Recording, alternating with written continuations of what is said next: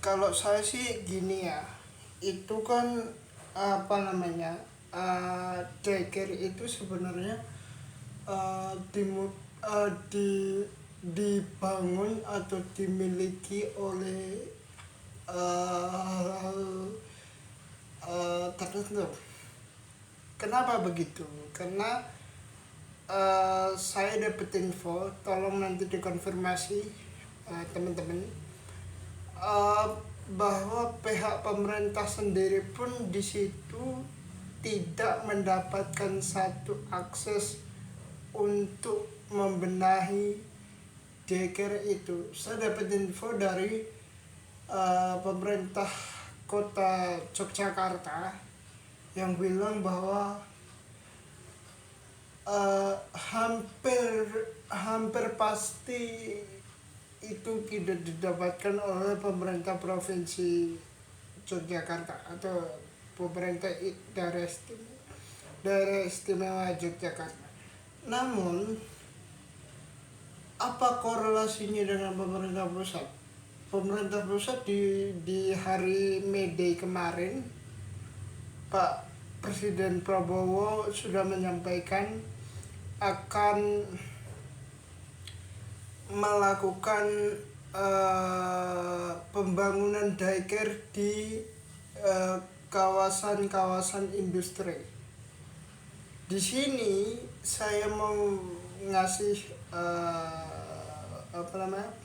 Saya mau ngasih deteksi bahwa hati-hati kalau uh, pemerintah merencanakan pembangunan penitipan anak di daerah apa di wilayah kerja industrial atau di wilayah tempat kerja para buruh tersebut.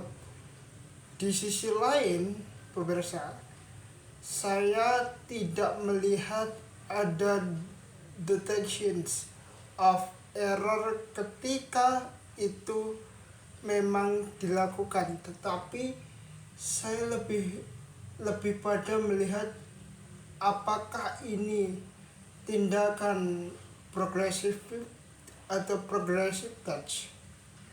Kalau progresif, pasti pemerintah mempunyai alasan yang sangat amat kuat untuk menjadikan program ini. Satu. Kedua, apa apa memang ini hanya sepintas saja? Ini hanya wacana saja tanpa ada realisasi.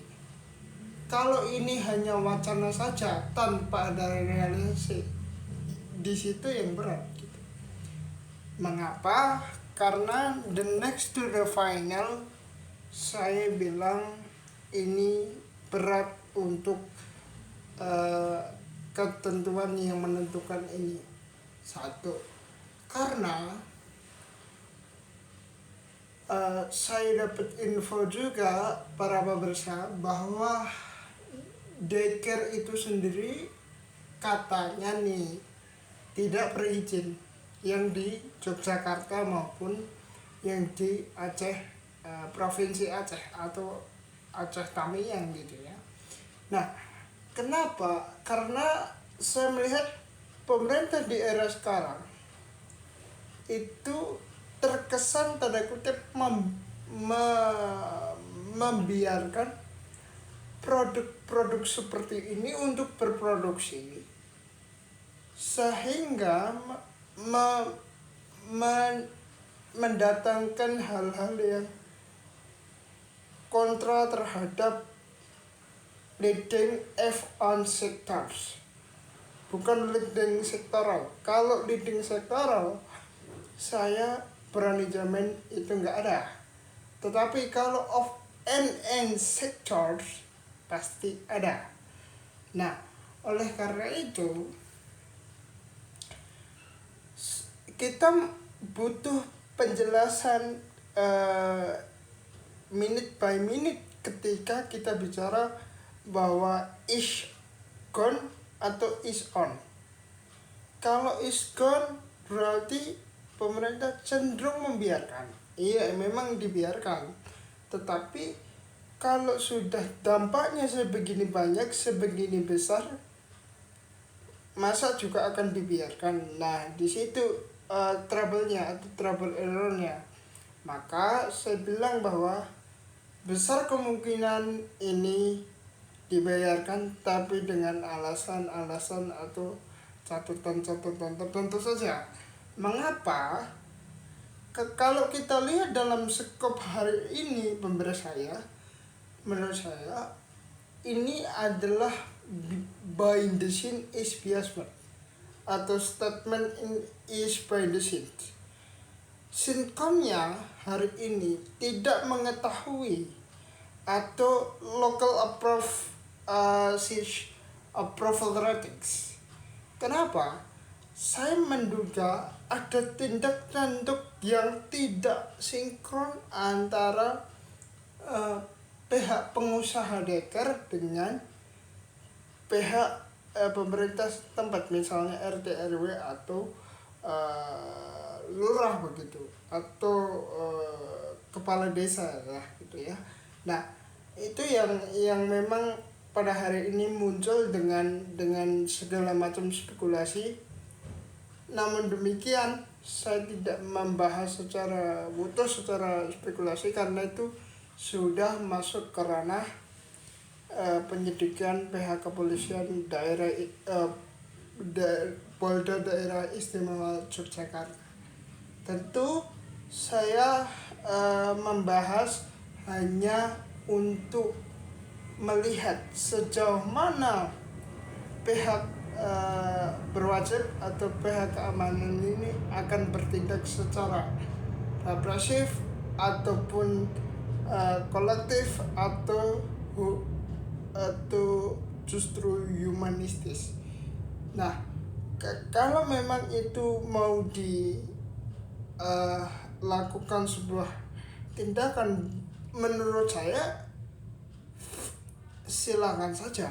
Namun demikian, ini adalah fakta lapangan, bukan fakta dominasi, yang harusnya memang pihak Polda Daerah Istimewa Yogyakarta juga mengerti apa direct atas kejadian ini, atau apa direct fall mixes atas kejadian yang lain. Nah, buat saya, ini tolong koreksi ya. Buat saya, kalau memang apa yang saya sampaikan benar, ya silahkan turun teman-teman Polda jajaran seluruh di Daerah Istimewa Yogyakarta, silahkan turun. Namun demikian, jika yang saya sampaikan itu salah, tolong dipertimbangkan lagi. Artinya, saya bukan mendeteksi ada kebohongan di sini. Saya tidak mendeteksi adanya kejujuran juga di sini. Maka opsionalnya adalah saya menyampaikan hal yang barusan tadi. Maka kemudian kalau ini apa korelasinya dengan pemerintah pusat? Pemerintah pusat itu ada namanya Kementerian Desa, Kementerian Miskin dan Tertinggal. Itu harusnya lebih efektif turun ke masyarakat, lebih efektif turun ke warga, dan lebih efektif menyerap aspirasinya. Jangan dibiarkan diam dengan segala spekulasi yang ada. Maka saya bilang, kalau ini bisa besar kayak begini, at the end of the day-nya yang menguntungkan siapa?